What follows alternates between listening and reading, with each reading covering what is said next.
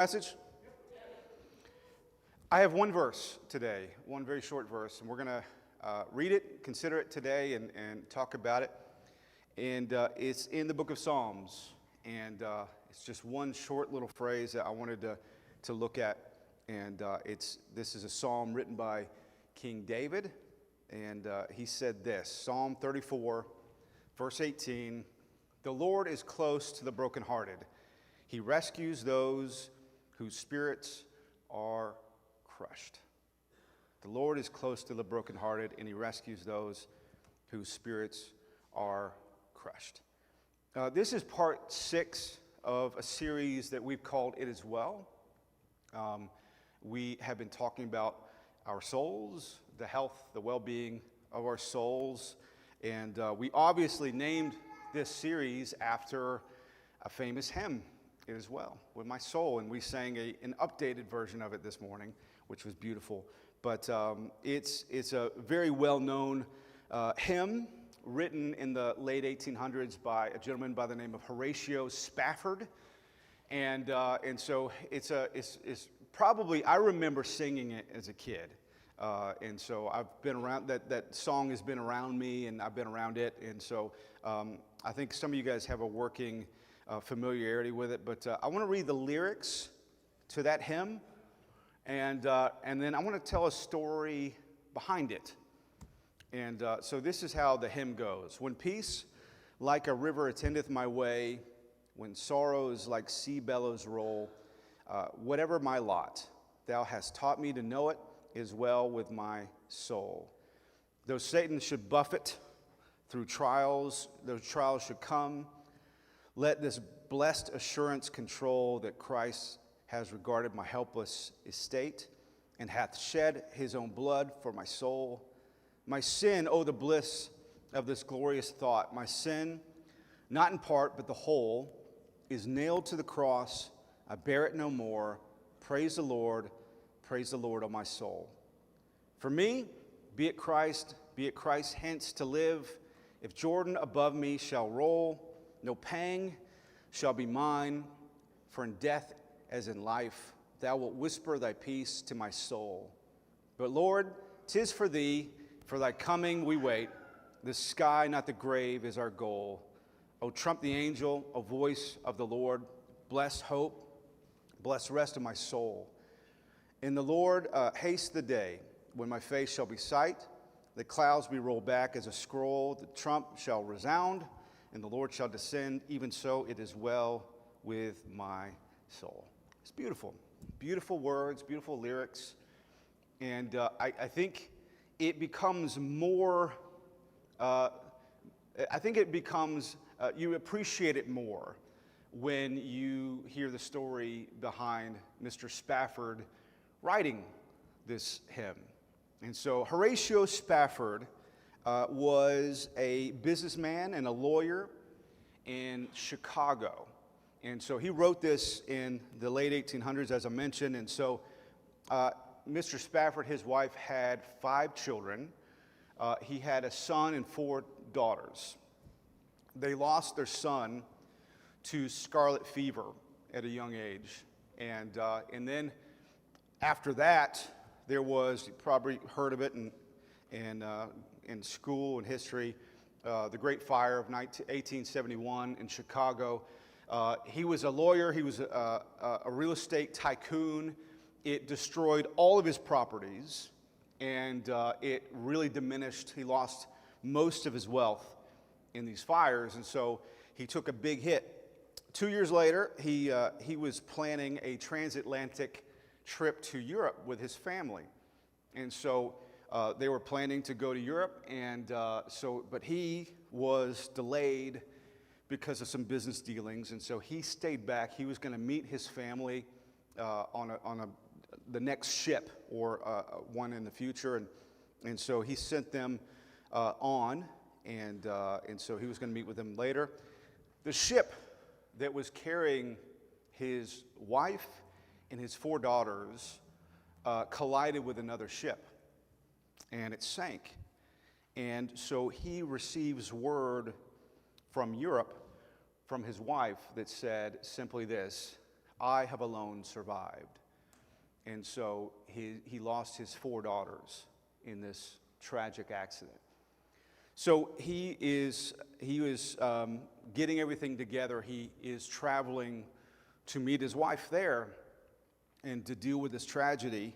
And so as he is traveling over the very waters where his daughters were lost, he writes this hymn. This is when he writes it. And so it is well with my soul. My question when I think about that is this. Is it? Is it? I mean, how can it be? Well, I can't imagine. How can it be well with your soul? So part of me is like, come on, man. There's just no way. I've been a pastor for more than half my life.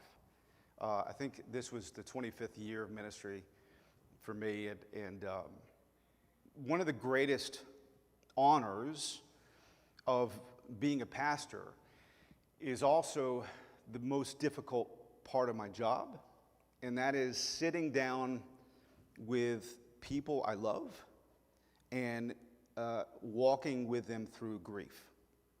It is an honor to be trusted in that role, but it is absolutely it's the most difficult part of my job. And so to weep with those who weep and to mourn with those who mourn is not something I take lightly. It's difficult. And I'm probably not alone in this, but when someone's walking through grief and heartache and loss and disappointment, struggle,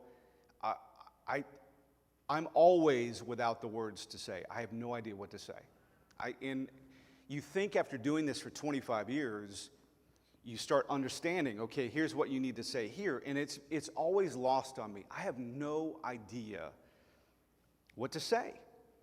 And so I always walk away feeling bad because I'm like, they're looking for hope. They're looking for some sort of answer, give me some guidance. And I'm just like, I don't know. I don't know. I don't know what to say. Last week, my wife and my daughter and I were all kind of on the couch at the same time, which doesn't happen all the time, but we happened to be, and so we were talking about watching a movie. And I always have I'm like, okay, let's watch Wayne's World. What are you guys doing? So my daughter's like, everything I say, she's like, no. But my daughter she's fallen in love with older movies, and which is an answer to prayer, thank God. And so we watch a lot of old movies. But there was one that I kind of floated out there that I had seen twice now, but I had not seen many times. But it's not that old. It's from 1996, which seems like just yesterday, right? I graduated that year. Anybody alive in 1996? Okay. The rest of you, just hang on tight. You'll like this part. I'm not talking about K-pop right now, so just bear with me. There's a movie that came out in 1996 called Big Night, and no one in here has probably ever heard of it or seen it. The 90s was my heyday, and I know like everything from the 90s. Pop culture from the 90s, I'm your guy. I'd never heard of this movie in my life. And so we watched it. It's a movie about 2 brothers. The movie's set in the 50s, 1950s. It's about 2 brothers who immigrated from Italy and came over here. They lived in, I believe, New York, and they started a restaurant because one of the brothers was just an amazing chef. And so they started an Italian restaurant. So the movie's about that, and it's a good movie. I like it. It's kind of an indie film, I guess. And so we watched that, and I was telling them the story. I was like, I never saw this movie, never heard of it until a few years ago, or several, like 5-6 years ago. I had a buddy, and some of you guys knew him. His name was David, and David was my best friend, and we lived close to each other. We were together a lot. We had a lot of the same interests. He was my golf buddy. We'd goof off together. And he kept saying this movie to me. He's like, Chris, you ever seen Big Night? Big Night. And I was like, I've never heard of it. And I never saw it. And over the last couple of years, I got a phone call. I guess it was in 2020. And it was my buddy David's wife. His wife called me, and she was crying because we knew David was going to the hospital because he had an appendicitis, we thought. But it turned out to be cancer. And so we started that journey together. And Dave and I would get together at least once a week. It was just what we did, and because I didn't want him to be alone. And it was in the middle of the pandemic, so it was naughty. Don't get together. But we would walk outside, we sit outside, we do all the things that you're supposed to do back then. And so we get together and we go for a walk. And we had a cool place. We'd go walk close to our house, and we'd talk and we'd pray. And then we would go sit at this local kind of grocery store restaurant, and we order way too much pizza and sit there and just gorge ourselves and laugh and talk. And he had the greatest sense of humor. We would just cut up and be naughty, and it was great. As time got, as we moved on, it was becoming more and more clear that this is not going well. And so, in fact, we got to a point where we realized he doesn't have a lot of time left. It was at that moment, or in those moments, I lost my words. I had no idea what to say. I knew what to say when I felt like everything was going to turn out the way I wanted it to, but when I realized it's not going to, words escaped me. So one day he was in pretty bad shape. I got a call from his wife again, and she said, Chris, Dave wanted to see if you can come over and watch a movie. And I was like, yeah, I can do that. So I dropped everything and went over, and we sat on the couch together and we watched Big Night. And we're watching it. We're not saying anything. He couldn't talk very well at this point. And at the last scene, there's the scene that leads up to the last scene. I won't spoil the movie too much for you, but there's these two brothers get in basically a fist fight on the beach, and they're saying some harsh, hurtful things to each other. And then the last scene is just amazing.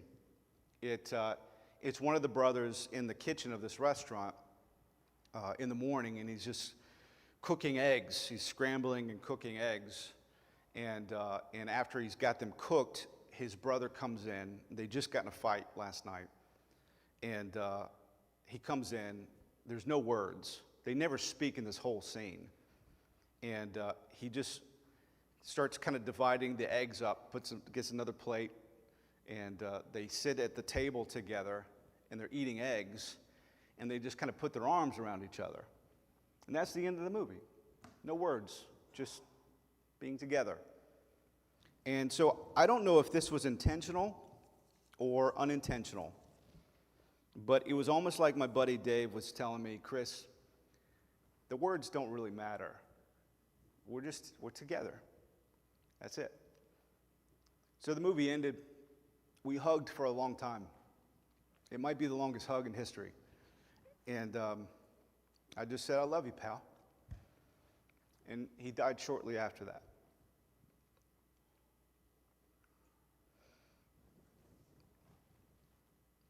It was tough. I'm sorry.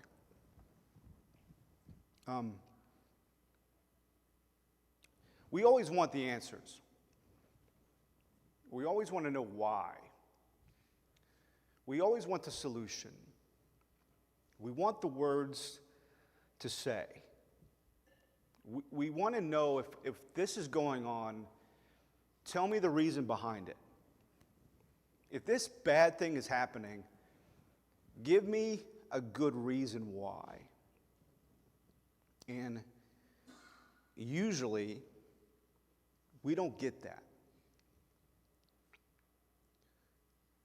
We want to wrap our minds around something we can understand and comprehend and that makes sense.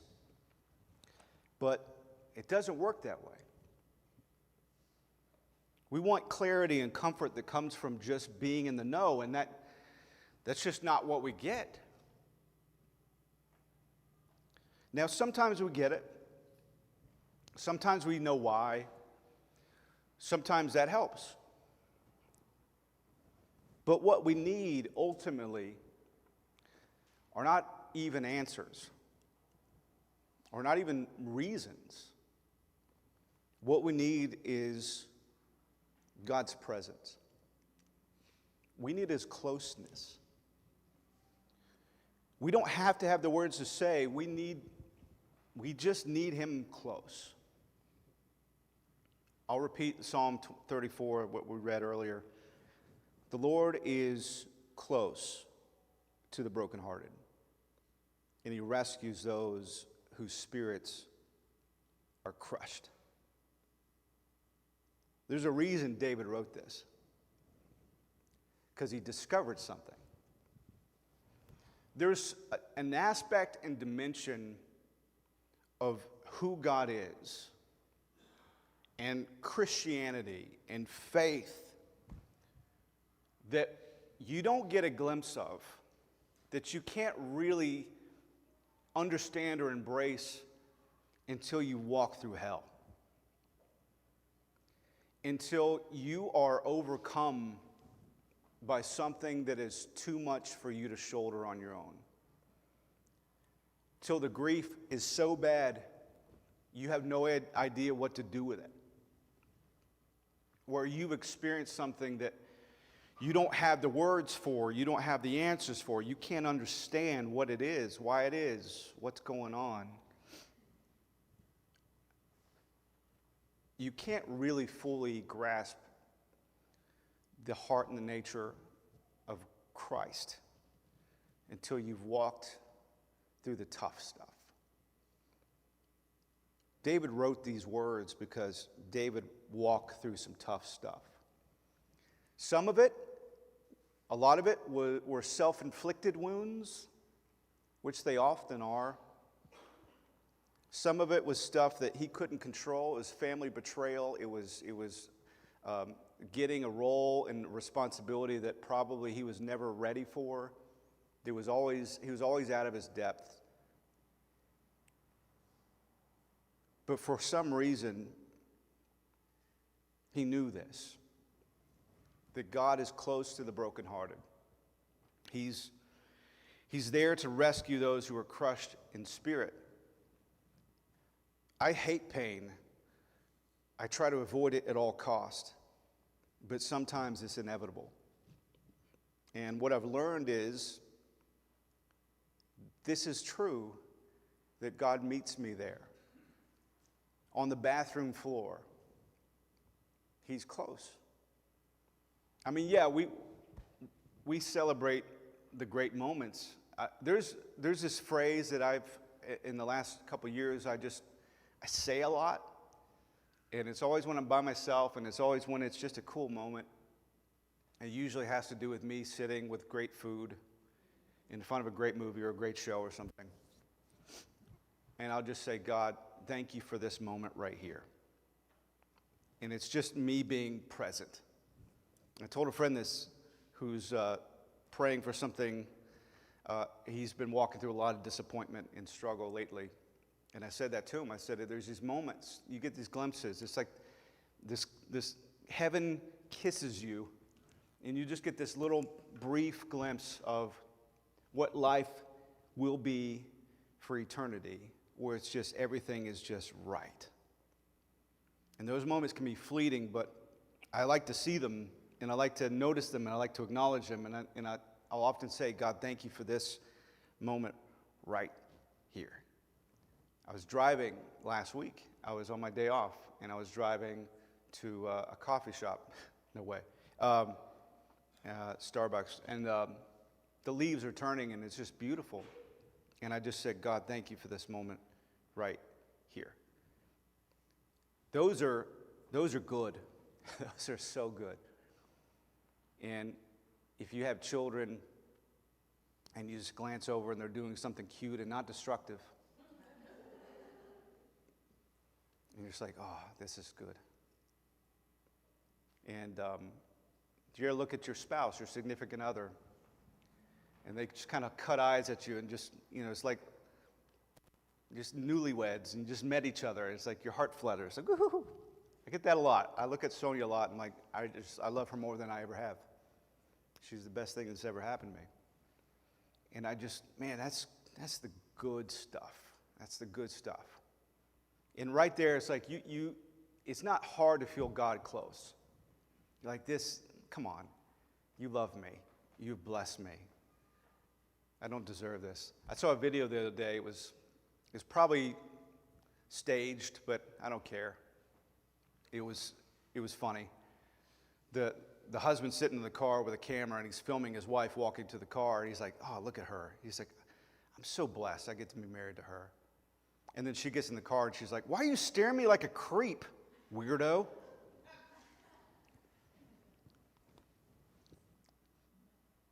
But then there's these moments that you're like, what is that about? What is this? And you almost start questioning, God, I thought we were good. I thought you loved me. This sucks. This hurts. This is not the deal. This is not what we agreed upon. I prayed for the opposite of this. This is what I'm facing. But then David says, that's kind of when he's the closest. It's hard to imagine Horatio Spafford writing It Is Well when he just lost 4 daughters. But I'm not in his shoes. I would wager to say that the only way that you could ever possibly say that or write that is because in that very moment, you are being held closer than you've ever been held before. He holds me, he rescues me, he carries me, he sustains me, he's everything to me, and he'll never leave me. How could it possibly be well with my soul when I'm experiencing pain and grief and loss and heartbreak, and disappointment and sadness? Well, the Bible says that pain does last for a night. Now, it doesn't go into detail and say that's going to be the worst night of your life, that you're not going to get a wink of sleep, you're going to cry your eyes out, you're going to feel grief and pain that you've never felt before, but then it says, but his joy comes in the morning. It is well, not because everything is good right now, but because he's close right now. That's why it's well. It's not because it's good. It's because he's good. It's because he's not going to leave. He's not going to bail. We all walk through grief. There's a statement in the book of Acts that says, reaching the kingdom of God requires grief, heartbreak, hurt. Requires it. The only way to experience eternity is to walk through death, to walk through pain, to walk through loss. The cross is a picture of that. It is the greatest symbol of unconditional, one-way love that we can ever imagine. And people wear a cross around their necklace. It's a symbol. It's beautiful. But wearing a cross around your neck is kind of like wearing an electric chair around your neck as a symbol of love. It's this instrument of public execution. It's brutal. The cross was brutal. Jesus was massacred on a public stage. And the whole reason is because he loves you that much. Love experiences pain Love experiences loss. It doesn't hurt when you lose something that you don't love. If you don't care about it, it doesn't hurt. The fact that we grieve the loss of loved ones is because we love them and we don't want to lose them. This might sound cliche, but when I lost my buddy Dave, we had a celebration here, and the place was packed out, and it was like a night of stand-up comedy. It was sad. There was tears, but everybody had anecdotes and stories, and we were cackling. We're on the floor laughing because it was really, it encapsulated him as a person. And I think somewhere in the room, I think people caught this reality that Dave's good. Death, where is your sting? We grieve it because it's our loss. It's not his. He wouldn't switch places with me for anything. But Jesus didn't gloss over that. It's not like he said, come on, get with the program. Heaven's a good place. He grieved too. When he lost a buddy, it's the one verse in the Bible we've all memorized. Jesus wept. He grieved. He was sad. He was sad for us. He was sad with us. I don't think his disposition has changed. I think he's still with us. And he's not trying to give us these little pat answers, these little silly cliches that Christians throw. It's God will never give you more than you can handle. Get the heck out of here. He always gives me what I can't handle. That's kind of what he does. Take up your cross is not like, hey, make sure it's comfortable. It's, I can't handle that. I need you. That's the whole message of Christianity. We don't need the answers. We don't need the stupid cliches. Jesus is just there, comforting, weeping, sad with us, present with us. Hold me in it. Be there with me through it. And on the bathroom floor, be present. The bad news. Jesus said it to his own disciples. In this world, you're going to have trouble. It's going to hurt. It's going to sting. There's going to be heartbreak, disappointment. But he didn't leave it there. He goes on to say, but take heart. I have overcome all of it. I've overcome the world. Everything will be made right. Every sad thing will come untrue. It will be as it should be. Perfect. There's just some meantime in the meantime. I'll close with this.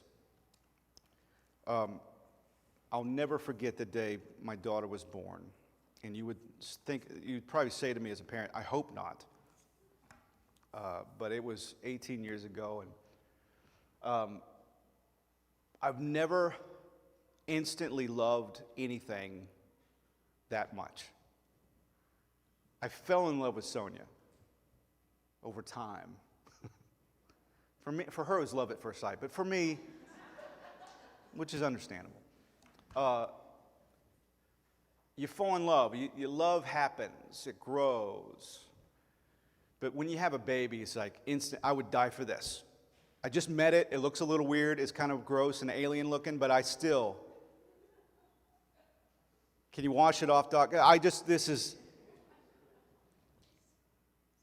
it's done cooking yet. But I instantly would die for this thing. There's nothing in the world I wouldn't do for my daughter. But while we were pregnant,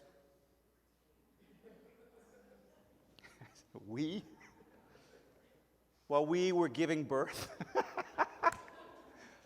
True story, I turned to the nurse at one point during labor, and I'm not great with hospitals. I'm getting a little lightheaded, and which shows how wimpy guys are. My wife is giving birth, and I'm like, I'm getting a little fuzzy. I turned to one of the nurses and said, could you give me a Coke?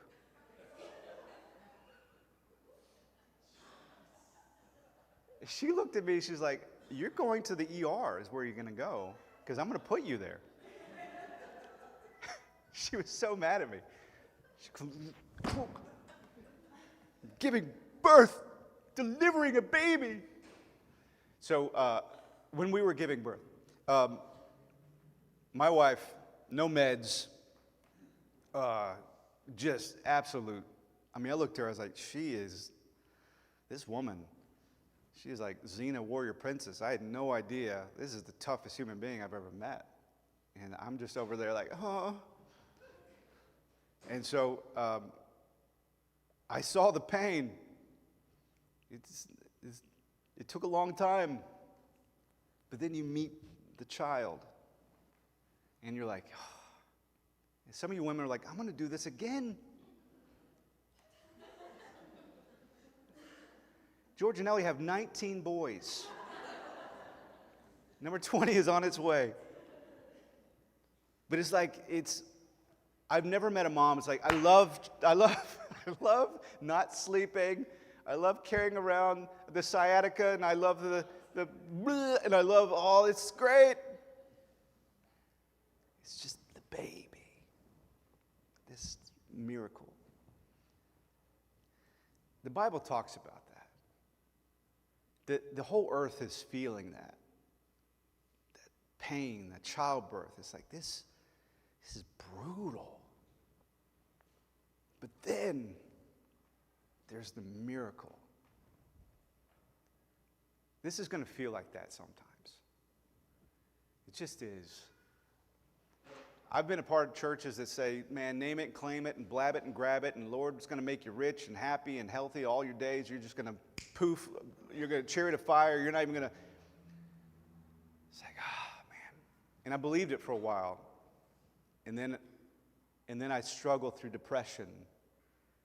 And there was moments where I didn't want to live anymore. And I felt broken. I felt defective. And I was like, why am I the weird one that's not getting this? And then I realized everybody feels like I do. Because it's the truth. In this world, you have trouble. Jesus said it. It hurts. But on the other end of that, and I'm not even just talking about heaven, you become fully you as you walk through the tough stuff. There's some young people that I get around and they're just a little haughty, a little full of themselves. And I don't wish this upon them. I'm not praying for this. But I'm like, they just need to walk through some crap. Life will knock them on their tuchus. And you're like rooting for it. Like, that's going to be good for you, buddy. Can I be there to see it? I just want to make sure it's happening. Lord, use me in some way if you want to. I'm fine with that. There's this beautiful story called The Velveteen Rabbit. And one of the oldest toys in that story is called the Skin Horse. But it says to the Velveteen Rabbit, over time, you become real. And he said, by that point, all your fur has been rubbed off, which is obvious. You get loose in the joints, he says. Thank you, yes. But you become real. You're becoming like a fine wine. You're becoming you. And it's beautiful. But a lot of it hurts. But God uses it all. He works it all out. And it becomes beautiful. Everything becomes beautiful in its time. Through all of it, He's with you. He's close to the brokenhearted. He's continually rescuing those who are crushed in spirit. He's never going to walk out, leave you, forsake you. He is with you through every step of the way. And the cool thing is, this is the bonus. It's kind of why he designed this. This is why he calls this his body. Because this is the physical representation. This is the physical reality of Jesus' presence, that we're here for each other. And the Bible says, hey, you guys, weep with each other when each other is weeping. Mourn with each other when each other's mourning. Be there. I know some of that requires vulnerability, and we don't like sharing our stuff, and we like going solo. But this is the way that, this is God's gift to us. Let's take advantage of it. I want to pray, if you would just join me.